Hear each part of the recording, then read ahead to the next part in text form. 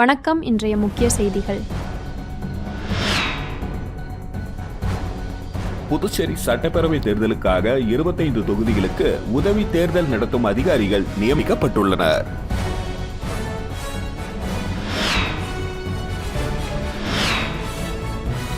புதுச்சேரி காவல்துறையில் லஞ்சம் வாங்கிய வழக்கில் 2 சப் இன்ஸ்பெக்டர்களை பணியிடை நீக்கம் செய்து டிஜிபி ஷாலினி சிங் உத்தரவிட்டுள்ளார்.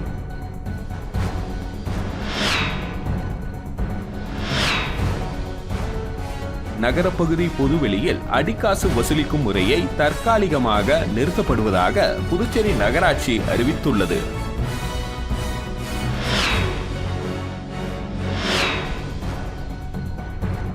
காரைக்காலில் 4.5 அடிவிலான கஞ்சா வழக்கில் இலங்கையை சேர்ந்த மேலும் 2 கைது செய்த போலீசார் தடுக்கப்படுத்த 5 கோடி மதிப்பிலான வாகனங்கள் பறிமுதல் செய்யப்பட்டது.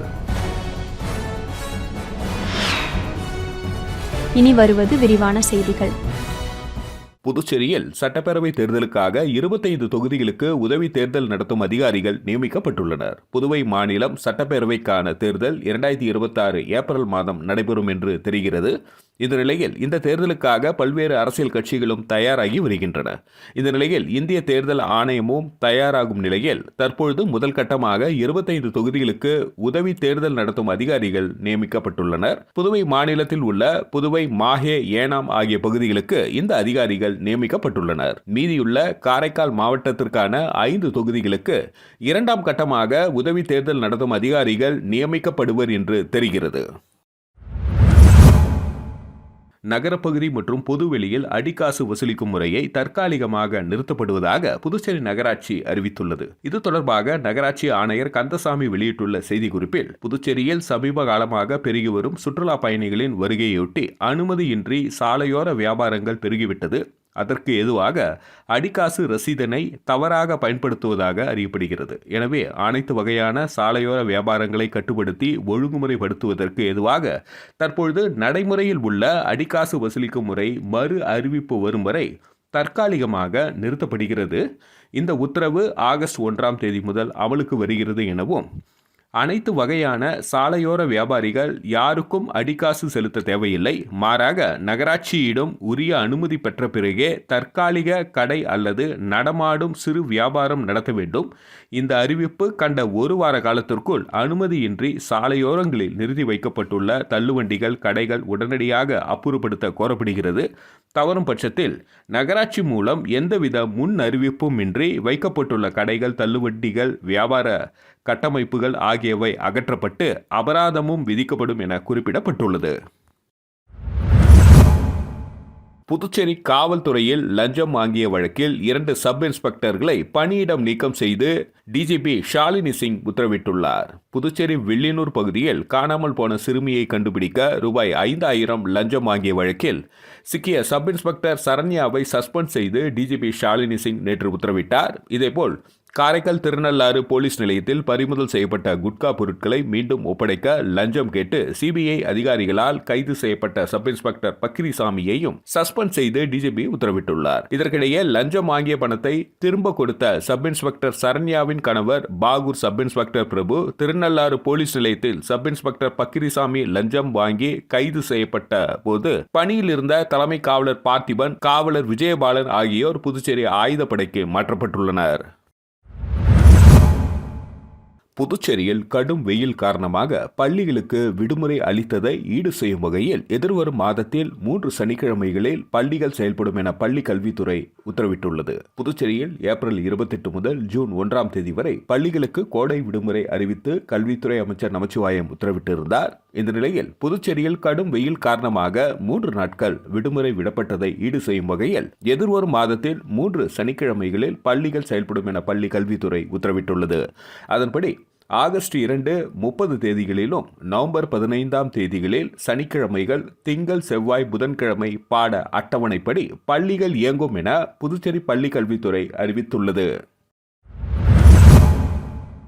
காரைக்காலில் என்ஆர் காங்கிரஸ் கட்சியின் என்ஆர் பாசறை மாநில நிர்வாகிகள் அறிமுக கூட்டம் நடைபெற்றது. புதுச்சேரி மாநில முதலமைச்சர் ரங்கசாமி தலைமையில் தொடங்கப்பட்டு 3 முறை ஆட்சியை கைப்பற்றிய என்ஆர் காங்கிரஸ் கட்சியின் நிர்வாகிகள் சமீபத்தில் அறிவிக்கப்பட்டனர். இதன் ஒரு பகுதியாக என்ஆர் காங்கிரஸ் கட்சியின் என்ஆர் பாசறை மாநில நிர்வாகிகள் அறிவிக்கப்பட்டிருந்தனர்.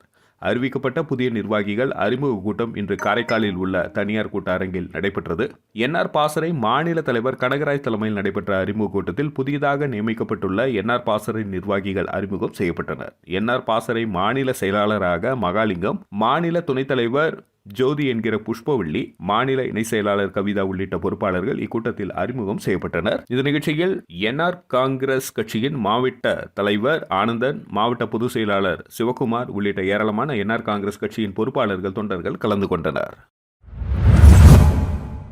புதுச்சேரியில் வாகன உரிமையாளர்கள் மற்றும் ஓட்டுநர் உரிமம் வைத்திருப்போர் கைபேசி எண்ணை புதுப்பிக்க இயக்கம் தொடங்கப்பட்டுள்ளதாக போக்குவரத்து ஆணையர் சிவகுமார் தெரிவித்துள்ளார். இது தொடர்பாக அவர் வெளியிட்டுள்ள அறிக்கையில், இந்திய அரசின் சாலை போக்குவரத்து மற்றும் நெடுஞ்சாலை அமைச்சகத்துடன் இணைந்து புதுச்சேரி அரசின் போக்குவரத்து துறை இந்த இயக்கத்தை தொடங்கியுள்ளது. பல்வேறு வாகன உரிமையாளர்கள் மற்றும் ஓட்டுநர் உரிமம் வைத்திருப்பவர்கள் தங்கள் கைபேசி எண்களை தேசிய வேகன் மற்றும் சாரதி தரவு தளங்களில் புதுப்பிக்கவில்லை என்று தெரிகிறது. இதனால் பதிவு, உரிமம், புதுப்பிப்பு, சட்ட அறிவிப்புகள் மற்றும் பிற முக்கிய தகவல்கள் அவர்களுக்கு செல்வதில்லை. இச்சிக்கலை தீர்க்க ஆதார் அடிப்படையிலான பாதுகாப்பான முறையில் அனைத்து வாகன உரிமையாளர்கள் மற்றும் ஓட்டுநர் உரிமம் வைத்திருப்பவர்களும் தேசிய தகவல் மையம் வாயிலாக தங்கள் கைபேசி எண்களை புதுப்பிக்க நடவடிக்கை எடுக்கப்பட்டுள்ளது. 3 மாதங்களுக்கு இந்த இயக்கம் நடைபெறும் என குறிப்பிடப்பட்டுள்ளது. காரைக்காலில் 4.5 கோடி மதிப்பிலான கஞ்சா வழக்கில் இலங்கையை சேர்ந்த மேலும் 2 கைது செய்த போலீசார் கடத்தலுக்கு பயன்படுத்திய 5 கோடி மதிப்பிலான வாகனங்கள் பறிமுதல் செய்யப்பட்டது. காரைக்காலில் கடந்த 15ஆம் தேதி காரைக்கால் காவல்துறைக்கு இந்திய உளவுத்துறை மூலம் ரகசிய தகவல் கிடைத்தது. இதனையடுத்த நகர காவல் நிலைய ஆய்வாளர் தலைமையில் போலீசார் சோதனை செய்த பொழுது மன்னார்குடியை சேர்ந்த திலீப், கடலூரை சேர்ந்த குமரவேல் ஆகிய 2 நபர்களிடம் 26 கிலோ கஞ்சா கைப்பற்றப்பட்டு அவர்களிடமிருந்து ஒரு கார் பறிமுதல் செய்யப்பட்டது. தொடர்ந்து நடைபெற்ற விசாரணையில் ஆந்திராவில் இருந்து ஆம்பூரை சேர்ந்த கிஷோர்குமார் மூலம் கஞ்சாவை காரைக்கால் கீழ காசாக்குடி பகுதியில் வாடகை வீட்டில் வைத்து கடல் வழியாக இலங்கையில் இருந்து வடக்கு மூலம் வரும் நபர்களிடம் ஒப்படைப்பதாக ஒப்புக்கொண்டனர். இதனையடுத்து அந்த வீட்டில் சோதனை செய்த பொழுது 34 கிலோ எடையுள்ள 4.5 கோடி மதிப்பிலான கஞ்சா பறிமுதல் செய்யப்பட்டது. இதனையடுத்து 3 ஆய்வாளர்கள் கொண்ட தனிப்படை அமைத்து இந்த வழக்கு தீவிரமாக விசாரிக்கப்பட்ட நிலையில் ஆம்பூரை சேர்ந்த கிஷோர்குமார் காரைக்கால் வருவதாக ரகசிய தகவல் கிடைத்தது. இதனையடுத்து வாகன சோதனைகளில் ஈடுபட்டிருந்த போலீசார் அவரை கைது செய்தனர். பின்னர் திலீப், குமரவேல், கிஷோர்குமார் என்கிற முகமது காசிப் அலி ஆகிய 3வரையும் நீதிமன்ற காவல் எடுத்து விசாரித்த பொழுது கஞ்சாவை ஓரிடத்திலிருந்து மற்றொரு இடத்திற்கு இடமாற்றம் செய்ய பயன்படுத்திய சுமார் 5 கோடி மதிப்பிலான 5 கார்கள், 2 லாரிகள் பறிமுதல் செய்யப்பட்டது. தொடர்ந்து காவல்துறைக்கு கிடைத்த ரகசிய தகவல் அடிப்படையில் நேற்று இரவு கீழ காசாக்குடி எமரால்டு கடற்கரைக்கு இலங்கையிலிருந்து கஞ்சா கடத்துவதற்காக காரைக்காலுக்கு வந்த படகை மடக்கி பிடித்து அதிலிருந்த இலங்கை யாழ்ப்பாணத்தை சேர்ந்த செல்வகுமார், திருக்கோணாமலையை சேர்ந்த ஹையந்த் முகமது தராசு ஆகிய 2 கைது செய்து பயன்படுத்திய படகை பறிமுதல் செய்தனர். மேலும் இது தொடர்பாக விசாரணை மேற்கொண்டு வருகின்றனர். புதுச்சேரியில் சுயமரியாதை சுடர் எம்.ஏ. சண்முகம் பிறந்தநாளையொட்டி அவரது சிலைக்கு சபாநாயகர் செல்வம், அமைச்சர் லட்சுமி நாராயணன் உட்பட பலர் மாலை அணிவித்து மரியாதை செலுத்தினார்கள். புதுச்சேரி அரசு சார்பில் சுயமரியாதை சுடர் எம்.ஏ. சண்முகம் பிறந்தநாள் விழா கொண்டாடப்பட்டது. இதனையொட்டி மரப்பாலம் சந்திப்பில் உள்ள அவரது சிலைக்கு அரசு சார்பில் சபாநாயகர் செல்வம், அமைச்சர் நமச்சிவாயம், துணை சபாநாயகர் ராஜவேலு, சட்டமன்ற உறுப்பினர் சரவணகுமார் ஆகியோர் மாலை அணிவித்து மரியாதை செலுத்தினார்கள். அதனைத் தொடர்ந்து எம்.ஏ. சண்முகம் குடும்பத்தினர் உட்பட பலர் அவரது சிலைக்கு மாலை அணிவித்து மரியாதை செலுத்தினர். புதுச்சேரியில் கடற்கரை மேலாண்மை திட்டத்தில் மீனவர்களின் பொது சொத்துக்களை பதிவு செய்யக்கோரி சுதேசி மில் அருகில் கண்டன ஆர்ப்பாட்டம் நடைபெற்றது. தமிழ் மீனவர் விடுதலை வேங்கைகள் மற்றும் மார்க்சிஸ்ட் கம்யூனிஸ்ட் கட்சி இணைந்து சுதேசி மில் அருகே இன்று ஜூலை 25, 2025 வெள்ளிக்கிழமை அன்று கண்டன ஆர்ப்பாட்டம் நடைபெற்றது. புதுச்சேரிக்கான வரைவு கடற்கரை மண்டல மேலாண்மை திட்டத்தில் புதுச்சேரியில் 551.2 ஏக்கர் மற்றும் காரைக்காலில் 175.04 ஏக்கர் மீனவ கிராமங்களின் பொது சொத்துக்களை திட்டமிட்டு பதிவு செய்யாமல் தவிர்க்கப்பட்டுள்ளது.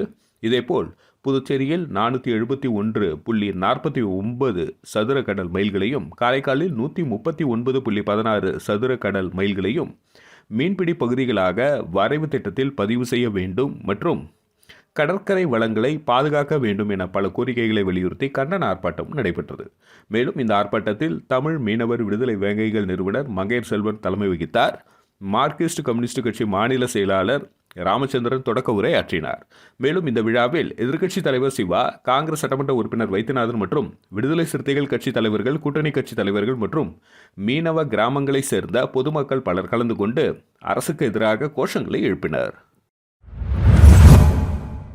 புதுச்சேரி மனித உரிமைகள் கழகத்தின் பொதுச் செயலாளர் டாக்டர் சுமன் ஏற்பாட்டில் நடைபெற்ற அரசு வேலைக்கான இலவச பயிற்சி முகாமினை தமிழக தலைவர் முத்து தொடங்கி வைத்தார். புதுச்சேரி மனித உரிமைகள் கழகத்தின் பொதுச் செயலாளர் டாக்டர் சுமன் ஏற்பாட்டில் அரசு வேலைக்கான 1 மாத இலவச பயிற்சி வகுப்பின் துவக்க விழா புதுவை தமிழ்ச்சங்கத்தில் இன்று நடைபெற்றது. டாக்டர் சுமன் தலைமையில் நடைபெற்ற நிகழ்ச்சியில் சிறப்பு விருந்தினராக தமிழ்ச்சங்க தலைவர் முத்து கலந்து கொண்டு வாழ்த்துரை வழங்கி பயிற்சி வகுப்பினை தொடங்கி வைத்தார். இந்த இலவச பயிற்சி வகுப்பில் ஏராளமான மாணவ மாணவிகள் பங்கேற்றனர். இந்த இலவச வகுப்பு அனுபவம் வாய்ந்த ஆசிரியர்களை கொண்டு தினமும் காலை 6:30 மணி முதல் இரவு 8:30 மணி வரை தமிழ்ச்சங்கத்தில் நடைபெறுவது குறிப்பிடத்தக்கது. புதுச்சேரி குருமாப்பேட் பகுதியில் எழுந்தருளியுள்ள ஸ்ரீ யோகமாயா லலிதாம்பிகை ஸ்ரீ மகா சாம்ராஜ்ய லலிதாம்பிகை ஆலயத்தில் பிரசித்தி பெற்ற ஆடி அமாவாசையை முன்னிட்டு அம்மனுக்கு மகா அபிஷேகம் மற்றும் மகா தீபார்த்தனை நடைபெற்றது. இதில் திரளான பக்தர்கள் பங்கேற்று அம்மனை வழிபட்டு சென்றனர். புதுச்சேரி குருமாப்பேட் பகுதியில் அமைந்துள்ளது ஸ்ரீ யோகமாயா லலிதாம்பிகை மற்றும் ஸ்ரீ மகா சாம்ராஜ்ய லலிதாம்பிகை திருக்கோவில். இந்த திருக்கோவிலில் பிரசித்தி பெற்ற ஆடி அமாவாசையை முன்னிட்டு ஸ்ரீ லலிதா மகாயாகம் நடைபெற்றது. தொடர்ந்து ஸ்ரீ மகா சாம்ராஜ்ய லலிதாம்பிகை மற்றும் ஸ்ரீ யோகமாயா லலிதாம்பிகைக்கு பால், தயிர், சந்தனம், திருநீறு, திருமஞ்சனம், குங்குமம் உள்ளிட்ட பல்வேறு வாசனை திரவியங்கள் கொண்டு மகா அபிஷேகம் செய்யப்பட்டு தொடர்ந்து யாகசாலையில் வைக்கப்பட்ட கலச நீரால் அம்மனுக்கு சிறப்பு அபிஷேகம் செய்யப்பட்டது. மேலும் சிவப்பு மற்றும் பச்சை பட்டுடுத்தி எலுமிச்சை பழங்கள் மற்றும் மலர்களால் அலங்கரிக்கப்பட்ட அம்மனுக்கு சோடாட்ச தீபார்த்தனைகள் காட்டப்பட்டது. தொடர்ந்து ஸ்ரீ மகா சாம்ராஜ்ய லலிதா மற்றும் ஸ்ரீ யோகமாயா லலிதாம்பிகைக்கு சகஸ்ரநாமம் பாடப்பட்டு மகா தீபார்த்தனை காட்டப்பட்டது. இதில் பக்தர்கள் பலரும் கலந்து கொண்டு லலிதாம்பிகை அம்மனை வழிபட்டு சென்றனர். இதற்கான ஏற்பாடுகளை மகேஸ்வர சாஸ்திரிகள் மற்றும் பக்தர்கள் சிறப்பாக செய்திருந்தனர். கொம்பாக்கம் ஸ்ரீ கஸ்தூரி மாரியம்மன் ஆலய ஆடி மாத திருவிழாவில் திரளான பக்தர்கள் கலந்து கொண்டு சாமி தரிசனம் செய்தனர். புதுச்சேரி கொம்பாக்கம் பேட் அருள்மிகு ஸ்ரீ கஸ்தூரி அம்மன் ஆலயத்தில் 18ஆம் ஆண்டு ஆடி மாத திருவிழாவினை முன்னிட்டு இன்று காலை விநாயகருக்கு மகா கணபதி ஹோமமும் அம்மனுக்கு அபிஷேக ஆராதனை செய்து மதியம் அம்மன் ஆலயத்தில் பால் சாகை வார்த்தல் நிகழ்ச்சி நடைபெற்றது. மாலை காத்தவராயனுக்கு கும்பம் படைகள் நடைபெற்றது. அதனைத் தொடர்ந்து லாஸ்பேட்டையில் உள்ள மோகனகண்ணன் புக் ஸ்டால் உரிமையாளர் மோகன், ராஜேஸ்வரி மோகன் மற்றும் குடும்ப உறுப்பினர்கள் சேர்ந்து கோவில் பூசாரியிடம் நன்கொடையாக ரூபாய் 7,000 வழங்கப்பட்டது. பின்னர் மாணவ மாணவிகளுக்கு நோட்டு புக், பேனா 200 நபர்களுக்கு மேல் வழங்கப்பட்டது. விழாவிற்கான ஏற்பாடுகளை மோகனகண்ணன் புக் ஸ்டால் உரிமையாளர் மோகன, ராஜேஸ்வரி குடும்ப உறுப்பினர்கள் சிறப்பாக செய்திருந்தனர். குறு, சிறு மற்றும் நடுத்தர தொழில் கூட்டமைப்பு சங்கம் சார்பில் தொழிற்சாலைகளில் வளர்ச்சி தொடர்பாக மத்திய அமைச்சரின் செயலரை சந்தித்து பேசினர். அகில இந்திய அளவில் செயல்பட்டு வரும் குறு, சிறு மற்றும் நடுத்தர தொழில் கூட்டமைப்பு சங்கமாக திகழும் லகு உத்யோக் பாரதி புதுச்சேரி கிளையின் பொருளாளர் சுரேஷ் பாபு டெல்லி சென்றார். துறை சார்பில் மத்திய அமைச்சரின் செயலர் கோவிந்த் மோகனை சந்தித்து பேசினார். அதில் புதுச்சேரி தொழிற்சாலைகள் வளர்ச்சிக்கும் தொழிலாளர்கள் திறன் மேம்பாடு, புதிய தொழிற்சாலை தொடங்குவதற்கு உரிமம் மற்றும் அரசு மானியம் ஆகியவை உரிய நேரத்தில் கிடைக்க வேண்டும், தொழிற்பேட்டை மற்றும் மருந்து தயாரிக்கும் தொழிற்சாலைகள் எதிர்கொள்ளும் பிரச்சனைகள் குறித்து கடிதம் கொடுத்து செயலரிடம் பேசினார். இது தொடர்பாக பரிசீலனை செய்வதாக செயலர் தெரிவித்தார். காரைக்காலில் பிரசித்தி பெற்ற புனித சந்தனமாதா பேராலயத்தின் ஆண்டு திருவிழா கொடியேற்றத்துடன் தொடங்கியது. காரைக்கால் மாவட்டம் பிள்ளை தெரு வாசலில் பகுதியில் அமைந்துள்ளது நூற்றாண்டுகள் பழமை வாய்ந்த பிரசித்தி பெற்ற புனித சந்தனமாதா பேராலயம். பேராலயத்தின் ஆண்டு திருவிழா 4 தினங்கள் நடைபெறுவது வழக்கம். இந்த ஆண்டு திருவிழாவினையொட்டி பங்கு தந்தை பீட்டர் பால்ராஜ், இணை பங்கு தந்தை சாமிநாதன் செல்வம், துணை பங்கு தந்தை செல்வநாயகம் ஆகியோர் புனித சந்தனமாதா உருவம் வரைந்த கொடியினை மந்திரித்து கொடியேற்ற நிகழ்ச்சி தொடங்கியது. கொடியினை ஏந்தி ஊர்வலமாக வந்து புனித கொடியேற்றம் நடைபெற்றது. இக்கொடியேற்ற நிகழ்ச்சியில் ஏராளமான பங்கு மக்கள் கலந்து கொண்டு சந்தன மாதாவை வழிபட்டனர். இத்திருவிழாவின் முக்கிய நிகழ்ச்சியான புனித சந்தன மாதா திருத்தேர் பவனி வரும் 26ஆம் தேதி நடைபெறவுள்ளது. 27ஆம் தேதி கொடி இறக்கத்துடன் திருவிழா நிறைவு பெறுகிறது. மீண்டும் இன்றைய முக்கிய செய்திகள். புதுச்சேரி சட்டப்பேரவை தேர்தலுக்காக 25 தொகுதிகளுக்கு உதவி தேர்தல் நடத்தும் அதிகாரிகள் நியமிக்கப்பட்டுள்ளனர்.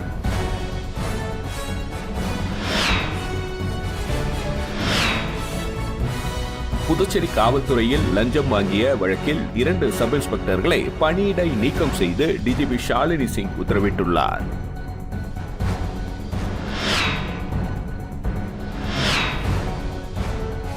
நகரப்பகுதி பொதுவெளியில் அடிக்காசு வசூலிக்கும் முறையை தற்காலிகமாக நிறுத்தப்படுவதாக புதுச்சேரி நகராட்சி அறிவித்துள்ளது.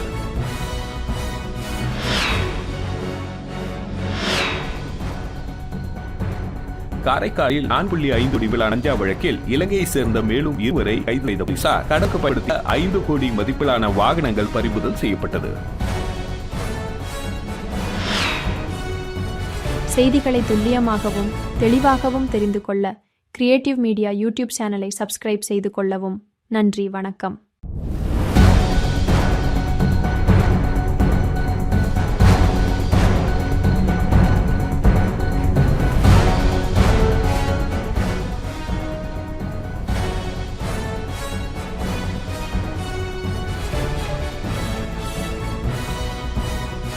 நம்ம சேனலை சப்ஸ்கிரைப் பண்ணுங்க, லைக் பண்ணுங்க, ஃப்ரெண்ட்ஸ்க்கும் ஷேர் பண்ணுங்க. தேங்க்யூ.